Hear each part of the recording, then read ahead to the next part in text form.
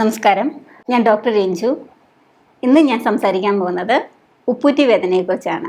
ചില ആളുകൾ വന്നിട്ട് പറയും, ഡോക്ടറെ രാവിലെ എഴുന്നേക്കാൻ പറ്റുന്നില്ല, കാല് നിലത്ത് ഉറപ്പിക്കാൻ പറ്റുന്നില്ല, അസഹനീയമായ വേദന, കുറച്ച് നേരം നടന്നു കഴിയുമ്പോൾ ഈ വേദന ഇങ്ങ് കുറയുന്നുണ്ട്. മറ്റു ചില ആൾക്കാർ പറയും, കുറേ നേരം ജോലി കഴിഞ്ഞ് നിൽക്കുമ്പം, കുറച്ച് നേരം ജോഗിങ്ങിനൊക്കെ പോയിട്ട് തിരിച്ചു വരുമ്പം, കുറച്ച് നേരം നടന്നു കഴിയുമ്പം, കുറേ നേരം ജോലി കണ്ടിന്യൂസ് ആയിട്ട് നിന്ന് ജോലി ചെയ്ത് കഴിഞ്ഞ് വൈകുന്നേരം വരുമ്പം വേദന എടുക്കുന്ന ആളുകളും ഉണ്ട്. ഈ ഉപ്പൂറ്റി വേദന ഉണ്ടാകാനുള്ള കാരണങ്ങൾ എന്തൊക്കെയാണ്? ഒരു 3-4 കൂട്ടം അസുഖങ്ങളുടെ ഭാഗമായിട്ടാണ് ഉപ്പൂറ്റി വേദന ഉണ്ടാകുന്നത്.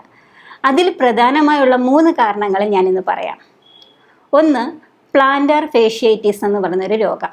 പ്ലാന്റാർ ഫേഷ്യേറ്റിസ് എന്ന് പറഞ്ഞാൽ, നമ്മുടെ ഉപ്പൂറ്റി ഇതാണെങ്കിൽ ഉപ്പൂറ്റിയുടെ ഭാഗവും ഇത് കാലിൻ്റെ വിരലുകളുമാണെങ്കിൽ, ഈ വിരലുകളെയും ഉപ്പൂറ്റിയെയും തമ്മിൽ ബന്ധിപ്പിക്കുന്ന ഒരു ഷീറ്റുണ്ട്.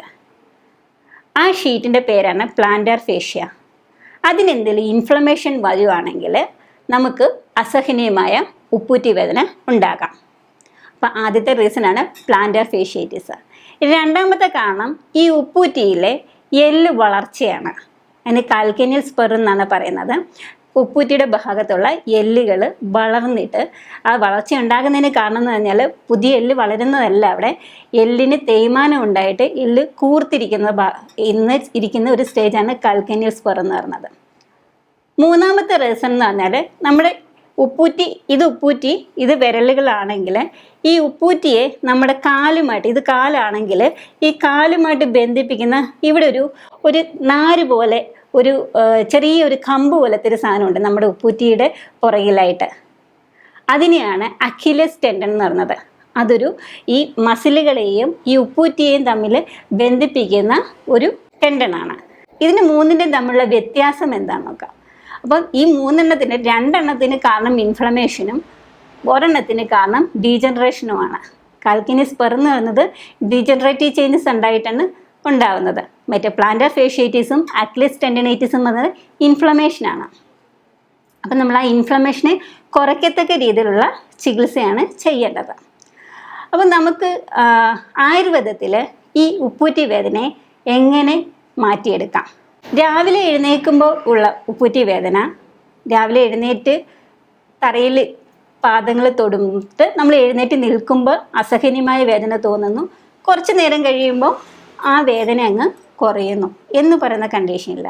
അങ്ങനെ വരുന്ന കണ്ടീഷനിൽ പ്ലാന്റാർ ഫേഷ്യേറ്റിസ് എന്ന് പറയുന്ന രോഗം, ഞാൻ പറഞ്ഞു, കാലിൻ്റെ ഉപ്പൂറ്റിയെയും കാലിൻ്റെ വിരലുകളെയും തമ്മിൽ ബന്ധിപ്പിക്കുന്ന കാൽപാദത്തിലുള്ള ഒരു ലെയറാണ് പ്ലാന്റാർ ഫേഷ്യേറ്റിസ്. അപ്പോൾ അതിന് കുറച്ച് ഇൻഫ്ലമേഷൻ കൂടി വന്നാൽ ഈ പ്ലാന്റാർ ഫേഷ്യ എന്ന് പറയുന്ന ആ ഒരു ഏരിയ കുറച്ചൊന്ന് ചുരുങ്ങും. അത് കൂടുതലും ആ ഉപ്പൂറ്റിയുടെ ഭാഗത്തായിരിക്കും ചുരുങ്ങിപ്പോകുന്നത്. അപ്പോൾ ആ ഉപ്പൂറ്റിയുടെ ഭാഗത്ത് അത് ചുരുങ്ങുമ്പം നമ്മൾ ആ ചുരുങ്ങിയിരിക്കുന്ന ഭാഗം നിവരുന്നിടം വരെയാണ് നമ്മൾ ഉപ്പൂറ്റി തറയിൽ ഉറപ്പിക്കുന്ന സമയം, രാവിലെ ഉറപ്പിക്കുന്ന സമയത്ത് ഇതൊരു ചുരുങ്ങിയ അവസ്ഥയിലായിരിക്കും കാണുന്നത്.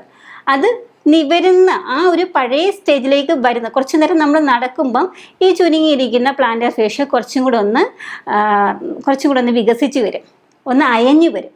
അപ്പോൾ ആ അയഞ്ഞു വരുന്ന ആ ഒരു ടൈം പീരീഡ് നമ്മൾ കുറച്ചും കൂടെ വേറെ എന്തെങ്കിലും എക്സസൈസുകൾ എന്തെങ്കിലും ചെയ്ത് കൊടുത്താൽ കുറച്ചും കൂടി ഈസിയാകും. അപ്പം നിങ്ങൾ രാവിലെ എഴുന്നേൽക്കുമ്പം തന്നെ കാലിൻ്റെ പാദത്തിൽ കുറച്ച് മുറുവെണ്ണ എന്തെങ്കിലും ഒന്ന് അപ്ലൈ ചെയ്തിട്ട് കാലിൻ്റെ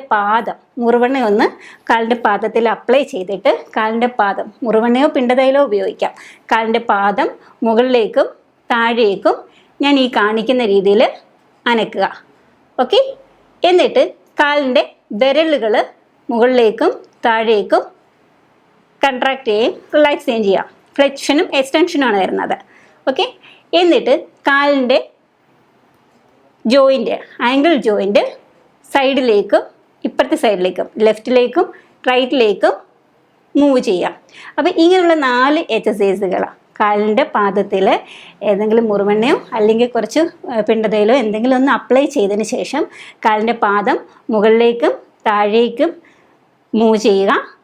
പിന്നെ കാലിൻ്റെ വിരലുകൾ അകത്തേക്കും പുറത്തേക്കും മൂവ് ചെയ്യുക.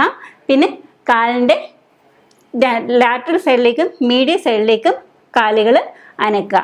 അപ്പോൾ ഇങ്ങനെ കുറച്ച് നേരം ഒരു 5 മിനിറ്റ് നിങ്ങൾ അല്ലെങ്കിൽ ഒരു 10 മിനിറ്റ് നിങ്ങൾ ഇങ്ങനെ ഒന്ന് എക്സസൈസ് ചെയ്തതിന് ശേഷം പതുക്കെ കാലുകൾ തറയിൽ ഊന്നാൻ നോക്കിയാൽ നിങ്ങൾക്ക് വളരെയേറെ ആശ്വാസം കിട്ടും. അതുപോലെ തന്നെ നമുക്ക് ചെയ്യാവുന്നതാണ്, ഞാൻ ഈ പറഞ്ഞ ഏതെങ്കിലും ഒരു ഓയിൽ അപ്ലൈ ചെയ്തതിന് ശേഷം ഉപ്പിട്ടിട്ട് വെള്ളം തിളപ്പിച്ചിട്ട് സഹിക്കാവുന്ന ചൂടിൽ കാലൊന്ന് കുറച്ച് നേരം മുക്കി വെക്കാവുന്നതാണ്. അപ്പോൾ കുറച്ചും കൂടെ പെയിൻ ഒന്ന് കുറഞ്ഞു കിട്ടും. ഇതല്ലാതെ തന്നെ ഈ ഓയിൽ പുരട്ടിയതിന് ശേഷം ഉപ്പ് കല്ല് ചൂടാക്കിയിട്ട് ഒരു തുണിയിൽ കെട്ടിയിട്ട് ചൂട് പിടിച്ച് കൊടുത്താൽ വളരെ നല്ലതാണ്. ഇത് നിങ്ങൾക്ക് വീട്ടിൽ സിമ്പിളായിട്ട് ചെയ്യാൻ പറ്റുന്നതാണ്. പക്ഷേ ഇത് കൊണ്ട് മാത്രം ആ ഒരു രോഗം, ഇത് ഞാനൊരു നിങ്ങൾക്ക് ആ പെയിൻ കുറയാനുള്ള ഒരു മെത്തേഡ് മാത്രമാണ് പറഞ്ഞു തരുന്നത്. ഇനി ഇതുകൊണ്ട് നിങ്ങൾക്കൊരു കംപ്ലീറ്റ് റിലീഫ് കിട്ടത്തില്ല. ഒരു കംപ്ലീറ്റ് റിലീഫ് കിട്ടണമെങ്കിൽ നിങ്ങൾ ഇൻറ്റേർണലി മെഡിസിൻ കഴിക്കണം. നിങ്ങൾക്ക് ഉള്ളിലേക്ക് കഴിക്കാൻ വേണ്ടി ആയുർവേദത്തിൽ വളരെ ഫലപ്രദമായ ചികിത്സ ലഭ്യമാണ്.